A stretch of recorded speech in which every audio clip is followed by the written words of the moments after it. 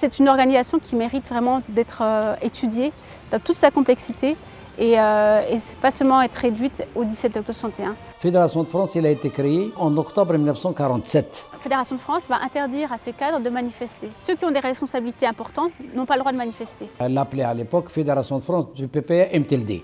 Tout ça pour préserver en fait la structure et l'organisation. Le 17 octobre 61, même si c'est un événement important dont il faut parler, dont il faut évoquer et sur lequel il faut continuer de travailler, ça ne doit pas éclipser tout le travail de la Fédération de France. C'est une fédération aussi qui suit justement la fédération en Algérie. La Fédération de France repose sur des cadres. La Fédération de France a soutenu le GPRA. C'est une organisation très importante qui, au-delà de son rôle dans la révolution algérienne, a aussi tout un héritage politique. On a dit en France, les migrants, il faut leur donner. C'est une fédération aussi qui suit justement la fédération en Algérie. L'arrestation de ces cadres signifierait en fait une désorganisation totale de sa structure et donc de son organisation. Préserver à tout prix la Fédération de France parce qu'elle a un rôle, au-delà de l'organisation, de l'encadrement des Algériens en France, son rôle est un rôle important, un rôle financier. C'est la Fédération de France qui va financer plus de 80% du budget du GPRA. Et donc si ces cadres à Paris sont arrêtés, c'est une catastrophe.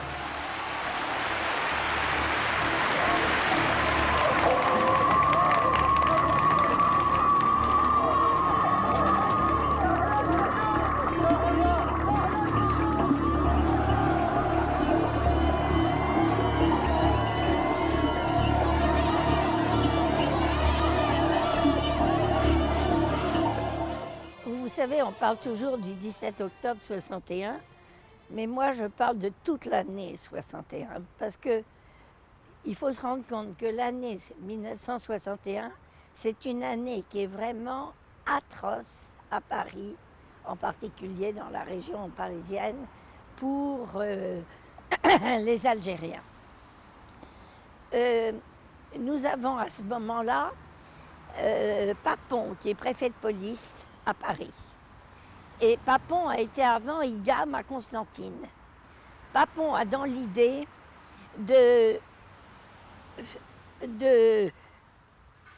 d'arrêter tout suspect, d'arrêter tout Algérien, pensant qu'en torturant, on va arriver à avoir des renseignements sur les chefs et autres, et que c'est ainsi qu'il envisage de conduire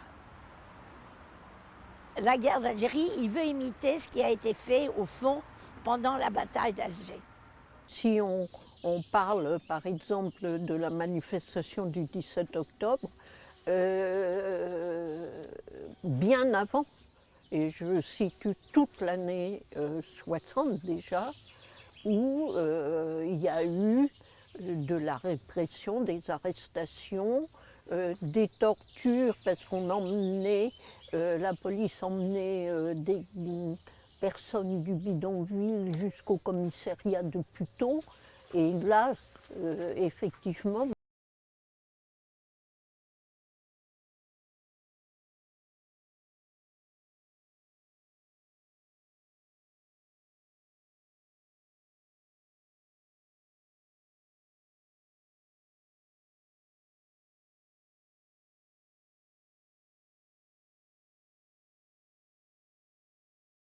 autoriser sa police à faire des dépassements extraordinaires, a estimé bloquer la fédération, la réduire à néant en l'empêchant de fonctionner.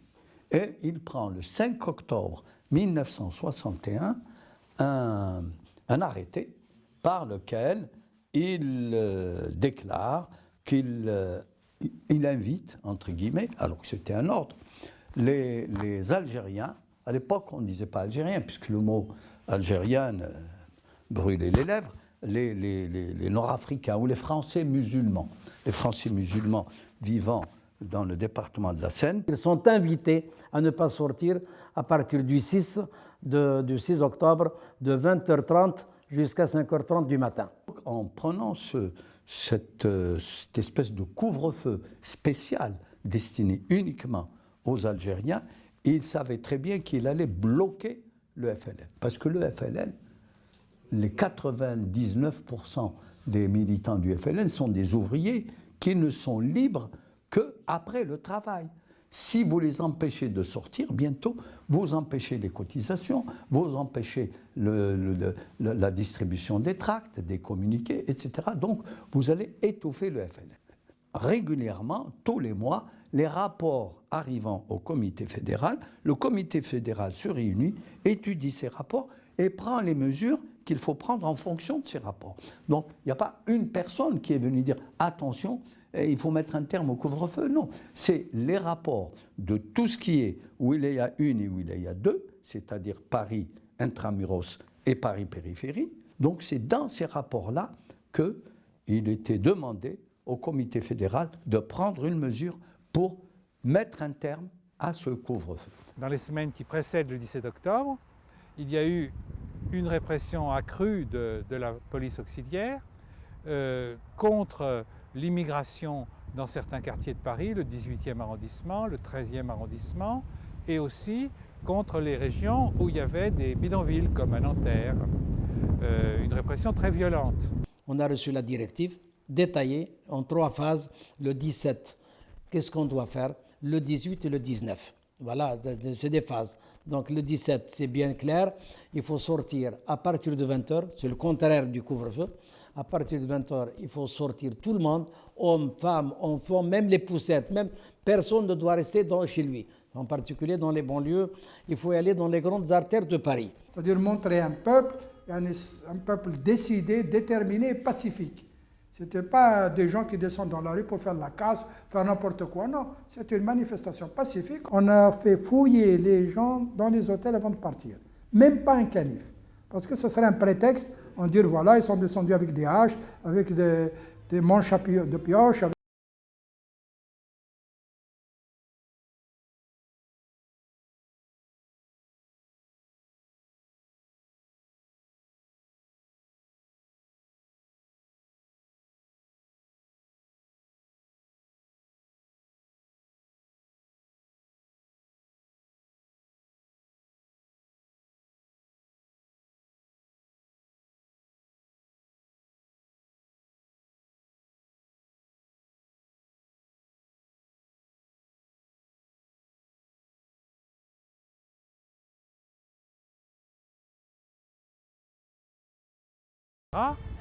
Ne voulait pas, parce qu'on était dans une phase de négociation et il n'était pas question de compliquer les choses par une relance de la guerre en France. تبعنا القانون تاعنا احنا يعني اللي عطاونا مشينا هكذاك الناس راحت معنا نقولوا كاينين اللي كانوا طاكسي وراحوا الباري كاينين معنا نقولوا اللي هزوا الطوبيس اما لا هما ما على بالهم الخبر مشى ليهم هما كلش سقدوه لنا قدامنا اللي راحوا في المترو في الباب تاع المترو يجيو خارجين اطلع في الكار تاع البوليس اللي في الطاكسيات ثمنين يهبط من الطاكسي يطلع في الكار تاع البوليس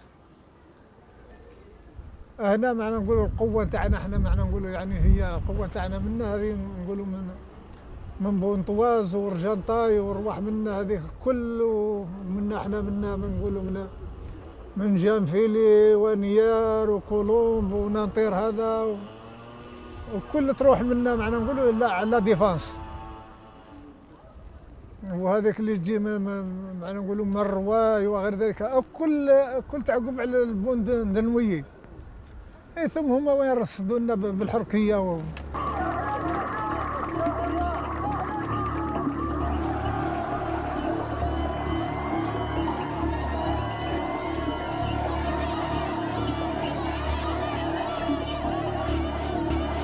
toutes les provocations sont venues de la police.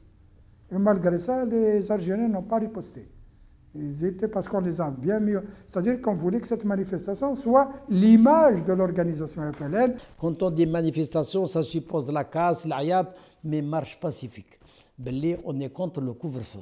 Il y a le couvre-feu raciste qui nous a été imposé. Si nous étions français, pourquoi on n'a pas le droit de sortir la nuit? On ne doit pas avoir le droit d'y aller au restaurant, d'y aller au cinéma, de sortir comme tout le monde. Alors si vous nous enfermez dans un ghetto, ça veut dire ça devient un camp, Paris, là où vous habitez les Algériens, personne n'a le droit de sortir. Dans la journée, on travaille chez eux, dans leurs usines, dans leur économie, on l'a fait fructifier. Mais la nuit, on nous a dit de sortir manifester pacifiquement parce qu'il y avait le couvre-feu. Et comme il y avait le couvre-feu, on n'avait pas le droit de sortir après 20 heures. Alors ce n'était pas possible pour certaines personnes de être chez soi à 20 heures lorsque vous travaillez plus tard et vous quittez votre travail plus tard. Alors ils ont décidé qu'on fasse une manifestation pacifique. Et c'est pour ça qu'ils nous ont dit, vous pouviez emmener les enfants. Il n'y a aucun risque, vous emmenez les enfants, ils peuvent aller avec vous. Donc vous manifestez comme ça et vous venez. Et le mot d'ordre, il a été donné partout, dans tous les quartiers.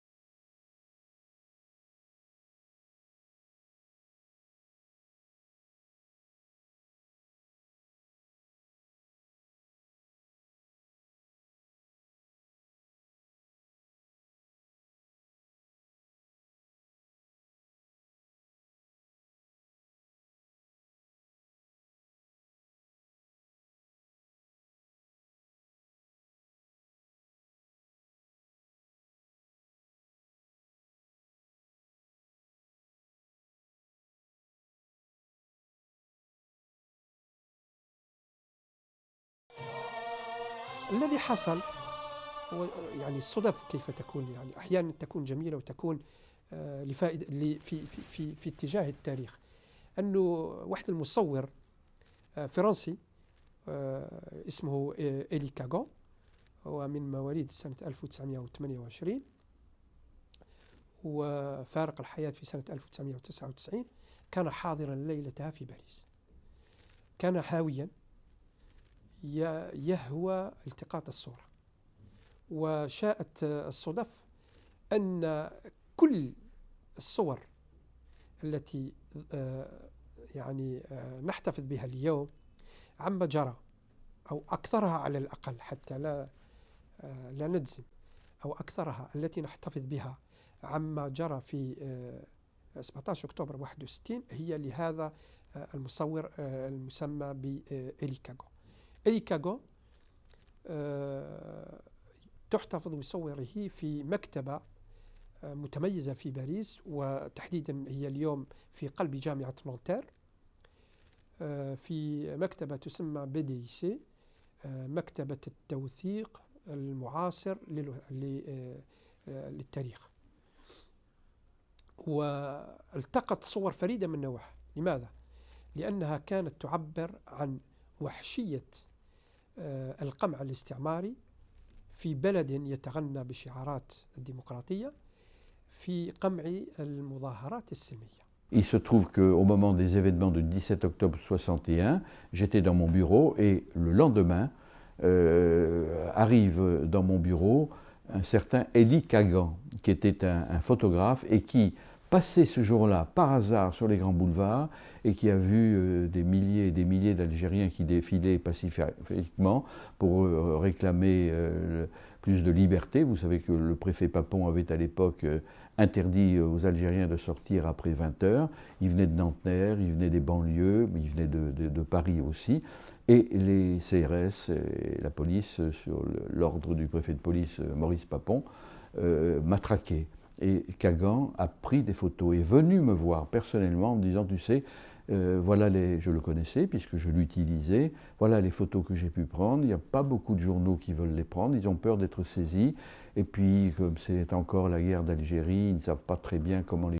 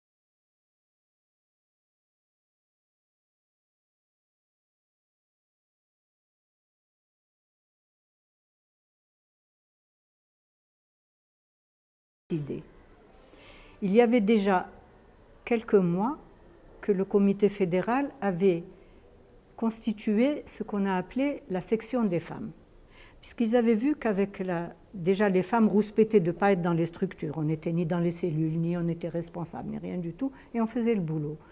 On a dit Walech. Ils ont discuté et puis ils ont dit oui, effectivement, il faut qu'on structure les femmes. On va les structurer dans une structure autonome. Et j'ai été désignée comme responsable de cette structure, ce qui s'appelait la section des femmes. Au début, elle s'est constituée avec le noyau des permanentes, comme je dis, les femmes de l'ombre. Et puis, elles avaient des directives spéciales. Enfin, il y a tout un travail qui a été fait. On a fait un programme en direction de cette structure des femmes, de cette section des femmes. Il y avait des responsables et elles devaient faire le travail comme l'organisation s'est faite au début, c'est-à-dire organiser au début des groupes et ensuite en vue de les structurer après comme à l'image des hommes. La deuxième phase, le lendemain, le 18, c'était les commerçants. Le 19, c'était les femmes. Les femmes qui doivent sortir cette fois-ci dans toute la France, toutes les militantes et les femmes doivent sortir, y aller parce que l'organisation, quand on a reçu ces instructions, nos responsables, ils ont prévu des arrestations, des massacres, pas de celle de l'ampleur qu'on a vécue. Hein. On a pensé aux morts, à quelques-uns, une dizaine, etc., mais pas à l'ampleur que nous avons connue jusqu'à présent. Donc le troisième, dans toutes les femmes, au niveau de la France complète, ils doivent se présenter devant les commissariats, devant les prisons, devant les casernes, avec des slogans « Libérez nos époux, libérez nos frères, libérez », c'est pour ils savent qu'il y aura beaucoup d'arrestations. Mais quand il y a eu le 17 octobre, j'ai eu à répercuter la directive de la manifestation en direction des femmes qui étaient des militantes qui étaient déjà responsables de groupes de femmes pour qu'elles fassent, pour qu'elles organisent, pour qu'elles disent à ces femmes, elles les informent et qu'elles les organisent et qu'elles leur expliquent comment il fallait participer d'abord au 17 octobre et ensuite pour le 20 octobre. Le 20 octobre, c'est la section des femmes qui a animé. Mais bien sûr, tout ça a été contrôlé et dirigé par le comité fédéral. C'est pas moi, j'étais pas chef, hein.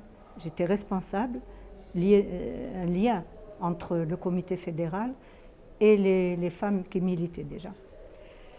Donc, et celles qui militaient déjà ne participaient pas, ne devaient pas participer aux manifestations, toujours le même principe, protéger l'organisation. Dans le choix de l'organisation de la manifestation, il faut bien se rendre compte qu'on est dans une organisation révolutionnaire clandestine et que la Fédération de France repose sur des cadres. Et sa grande difficulté, c'est de former des cadres puisque la durée de vie entre guillemets d'un cadre est de quelques mois puisqu'ils sont très vite arrêtés. La Fédération de France va interdire à ces cadres de manifester. Ceux qui ont des responsabilités importantes n'ont pas le droit de manifester. Les militants vont manifester. Tout ça pour préserver en fait la structure et l'organisation. Quand on veut faire une manifestation globale, une manifestation générale, une manifestation qui frappe l'opinion, il ne faut pas qu'en contrepartie, on risque de perdre toute la structure. Là, ce serait un échec. Il faut éviter de... Parce que si votre structure disparaît, on ne peut pas dire que ce soit une réussite. Là, donc avec les ordres qui ont été donnés, bien sûr, on s'attendait à des arrestations, mais on savait parfaitement que la structure n'allait pas être détruite. La directive qui est venue, premièrement, les responsables permanents ne doivent pas faire partie de la manifestation. Les permanents, je dis bien permanents, ceux qui travaillent que pour l'organisation. Ils ne travaillent pas dans les usines, ça veut dire les permanents, on touche une permanence. Le chef de région, il y a même des chefs de secteur, super secteur permanents, quelques-uns, mais les chefs de région, les chefs de zone, des super zones, des wilayas ne doivent pas participer aux manifestations. Ils doivent rester chez eux et surveiller à partir de chez eux par le biais des Français du réseau Janson, avec lesquels nous étions en contact. C'est eux qui nous ont rapporté les informations de l'extérieur.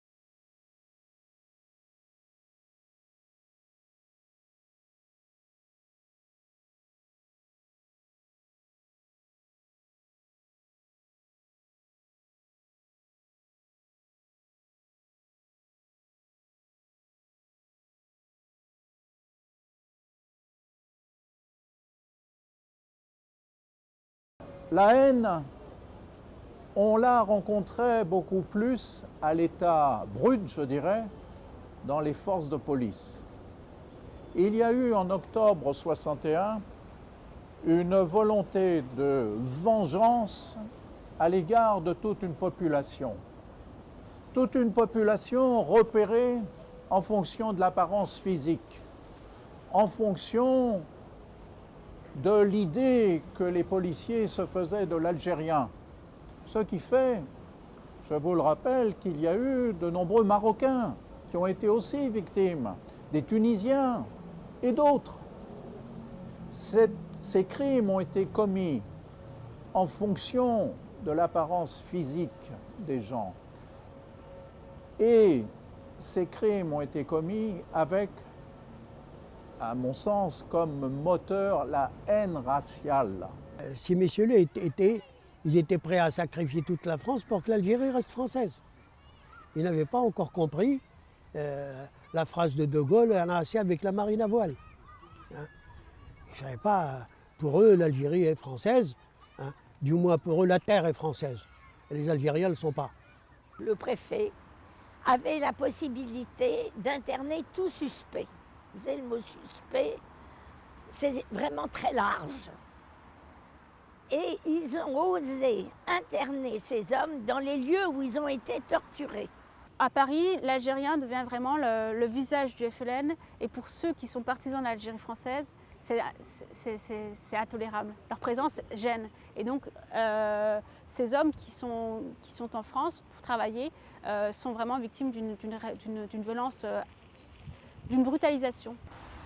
Le 10 septembre, vers 21h, il rentrait chez lui. Il habitait Nanterre. Il est arrêté par je fus arrêté par un quart de police secours. Les 5 policiers qui étaient dans le car ne me demandaient rien, mais me firent monter dans le car. Ils me fouillèrent, mais ne trouvaient rien. Les policiers firent une ronde à Nanterre et à la Garenne. Ils me disaient « N'aie pas peur, on ne te fera rien.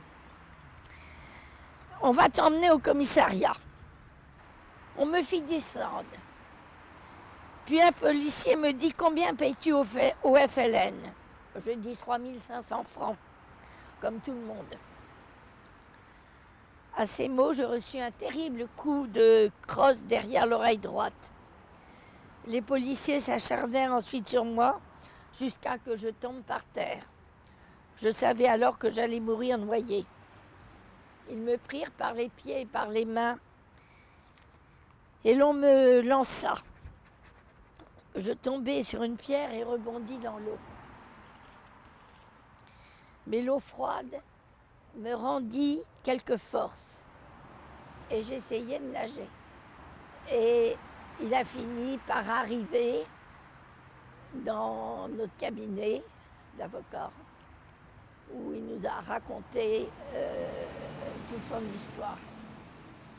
On l'a porté plainte, on lui a fait porter plainte, évidemment, il fallait du courage, vous savez, pour ces hommes. On lui a fait porter plainte au procureur de la République, et puis on lui a fait porter plainte, il a également porté plainte en assassinat, en complicité d'assassinat contre Maurice Papon.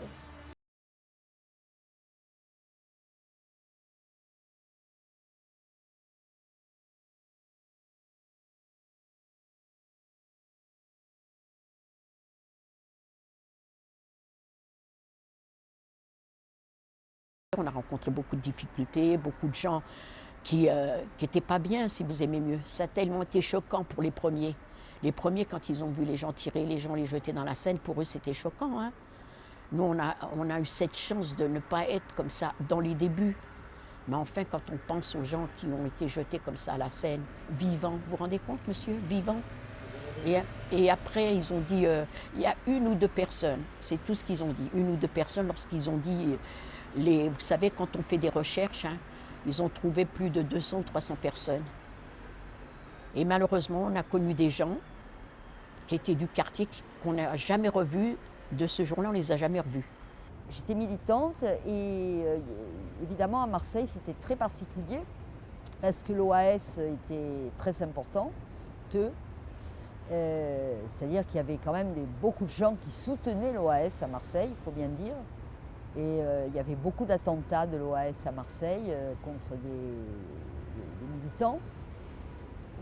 Et c'était assez difficile de faire des manifestations de toute façon comme à Paris.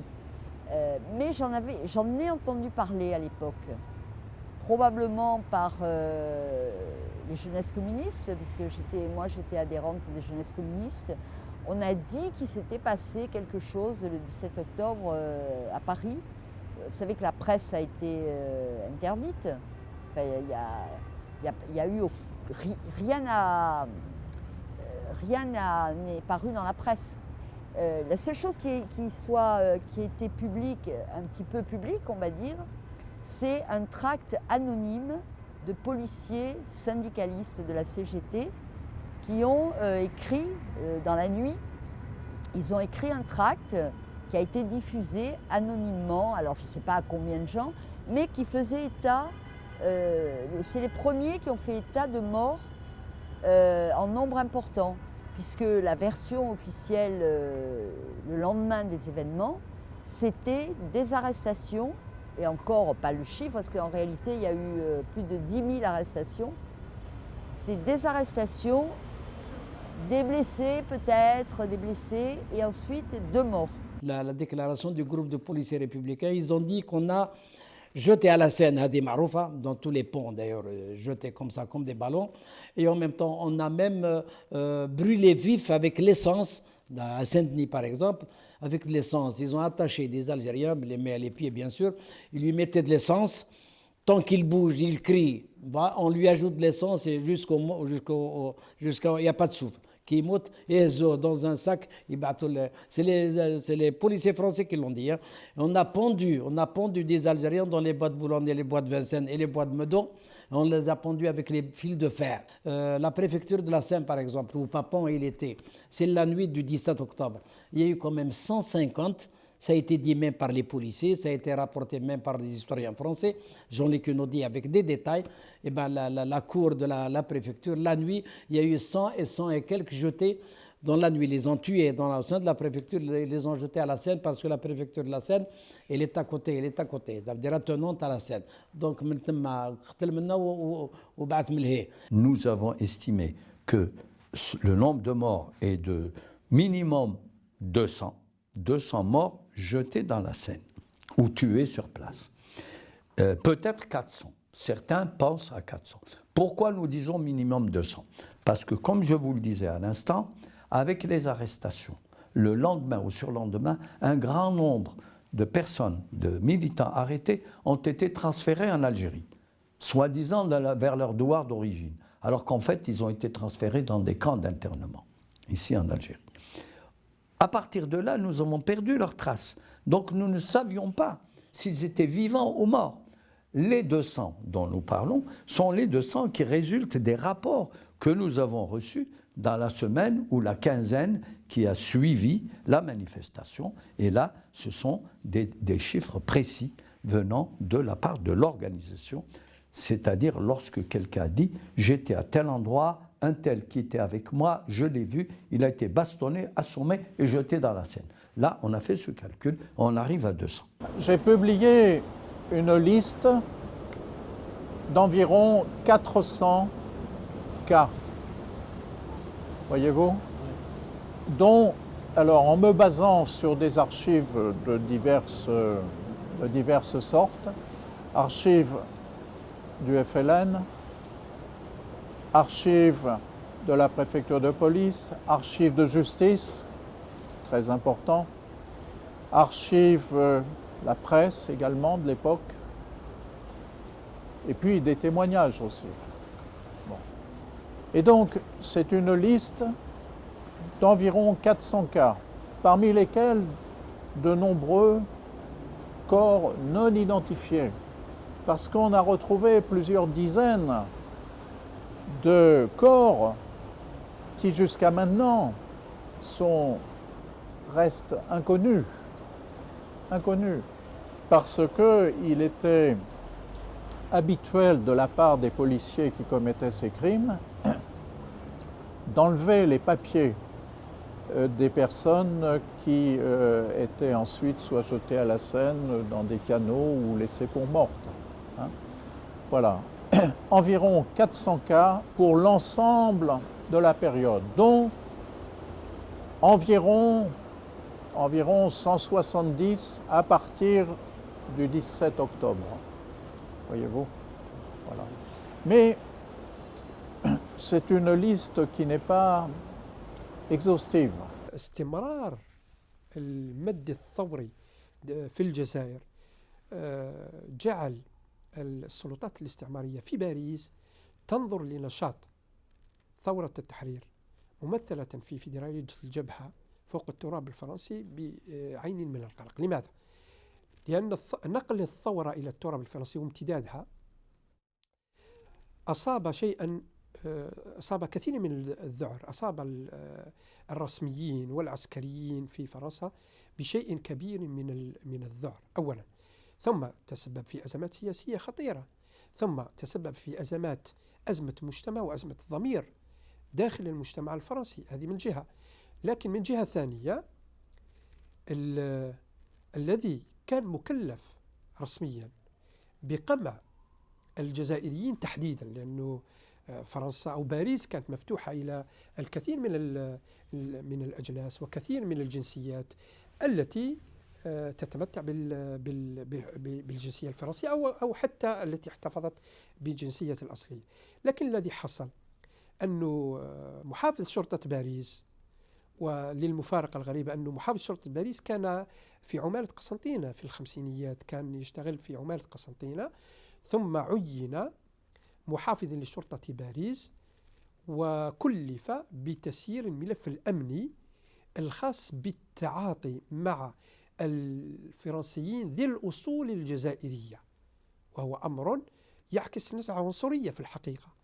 وبطبيعة الحال ظلت العمليات التي تقودها فيدرالية جبهة التحرير في فوق التراب الفرنسي ينظر إليها على أساس أنها عمليات موجهة لضرب استقرار وأمن الدولة الفرنسية في العمق، وبالتالي أعطيت كل يعني الأضواء الخضراء لموريس بابون كي يتعاطى مع هذا الملف، ولكن بنزعة أقل ما يقال عنها أنها كانت عنصرية. Si on a laissé Papon après ce qui s'est passé le 17 octobre, c'est qu'on voulait bien.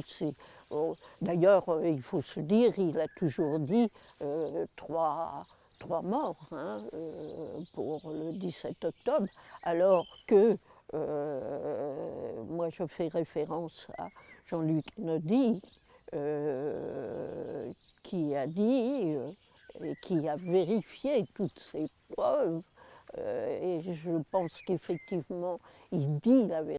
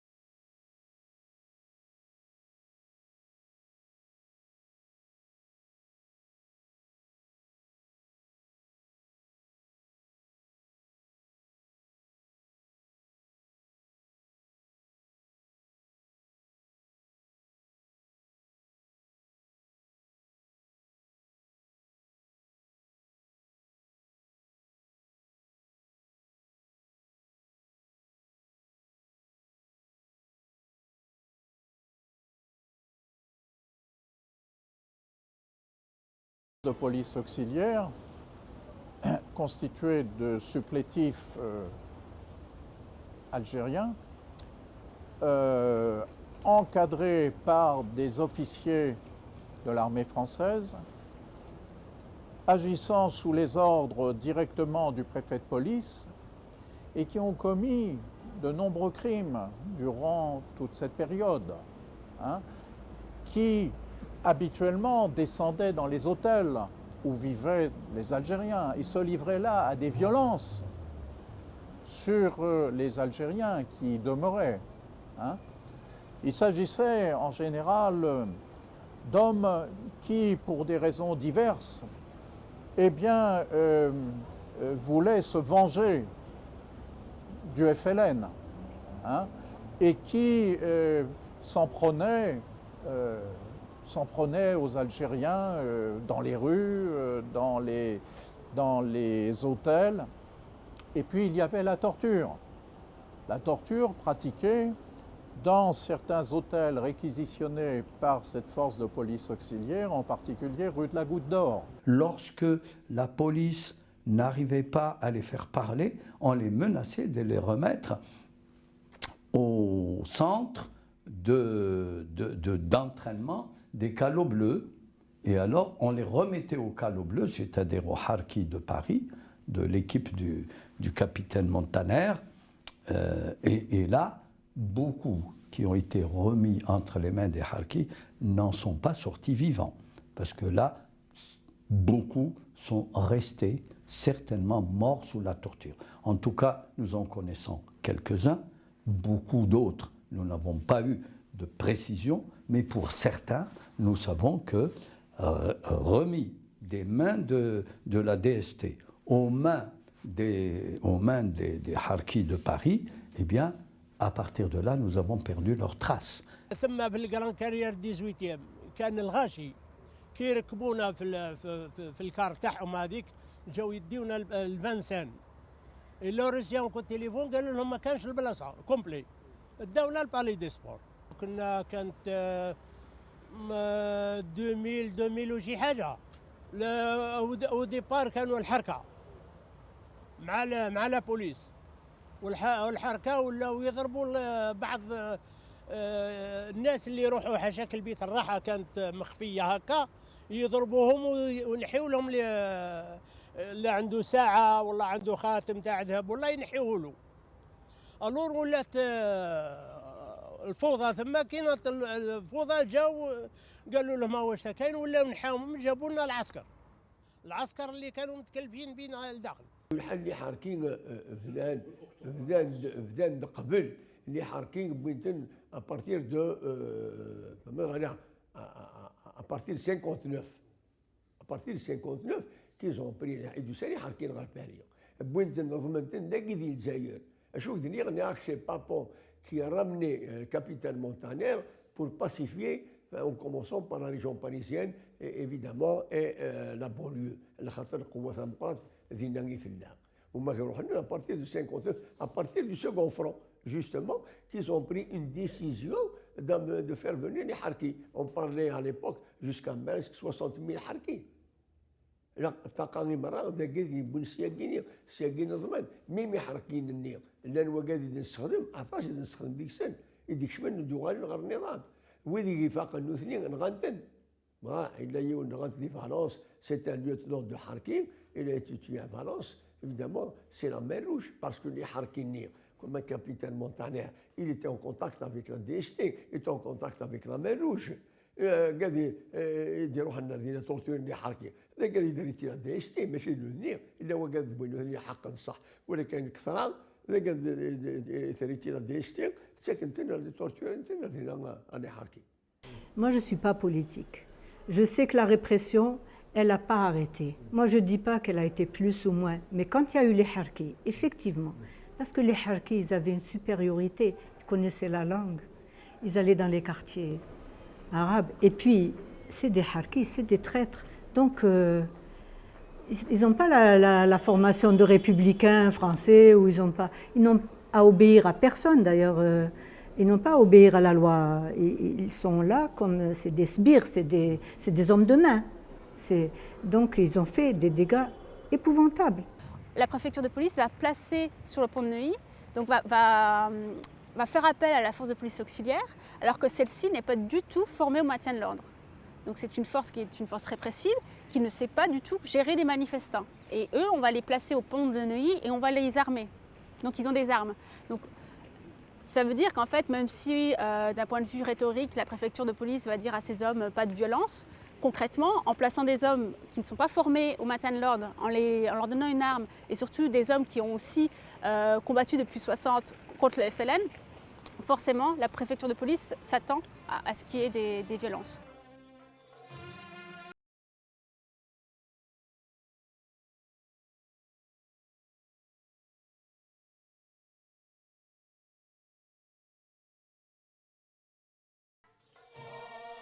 Il a fallu attendre le 17 octobre 2012 pour que le nouveau président de la République française, François Hollande, élu quelque temps plus tôt, eh bien, fasse une très courte déclaration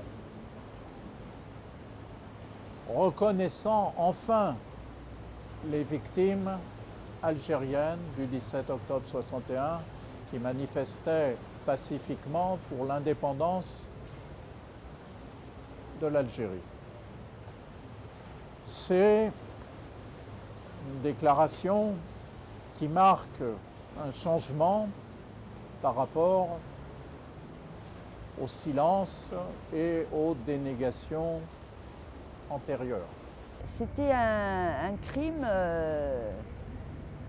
qui était quand même significatif de la façon dont, à l'époque, les choses n'étaient pas encore réglées. Même si, évidemment, les accords d'Évian sont intervenus peu de temps après, on va dire, historiquement. Mais il n'empêche qu'à ce moment-là,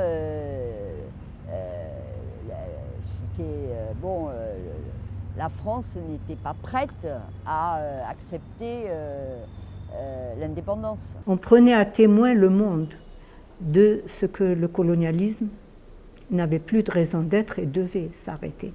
Et de ce que le FLN était seul représentant des combattants algériens, du peuple algérien. Et qu'il n'y aurait pas de négociation si elle ne portait pas sur la libération, sur la décolonisation de tout le sol algérien. Sahara compris. Le voyage de François Hollande en décembre 2012, à mon avis, a constitué une étape importante dans la reconnaissance. Ça a été un pas. Ça a été un pas parce qu'il a parlé de la période coloniale. Il a parlé de la violence constituée par la colonisation par la France de l'Algérie. Et de ce point de vue-là, il a dit des choses qu'aucun président avant lui, aucun président français avant lui n'avait dit. Mais je ne considère pas, en ce qui me concerne, que le dossier est clos et qu'il a tout dit. Parce que sur la répression de l'immigration en France, notamment le 17 octobre, sur d'autres épisodes, comme la pratique de la torture par l'armée française, comme des épisodes de répression, non seulement le 8 mai 1945, mais août 1955 dans le Constantinois, par exemple, où il y a eu aussi une répression massive, et d'autres épisodes aussi ont été marqués par des massacres de masse. Donc je crois que tout n'a pas été dit par les autorités françaises sur cette répression coloniale et sur cette guerre d'indépendance. Quand on voit maintenant que sur le pont Saint-Michel, vous avez une plaque, ici sont morts des Algériens pour la liberté, pour je ne me rappelle plus du terme précis, en tout cas, qui sont morts pour la défense de leurs droits, on n'est pas allé très loin, mais enfin, il y a quand même une reconnaissance de la justesse du combat des Algériens pour leur liberté. Et ça, c'est inscrit sur le marbre, sur plusieurs ponts de Paris. Ça, c'est le résultat aussi, il faut le dire, du 17 octobre. Et maintenant, c'est inscrit dans le marbre, c'est gravé dans le marbre, et c'est pour toujours. Là, le sacrifice des Algériens de cette époque-là ne sera pas perdu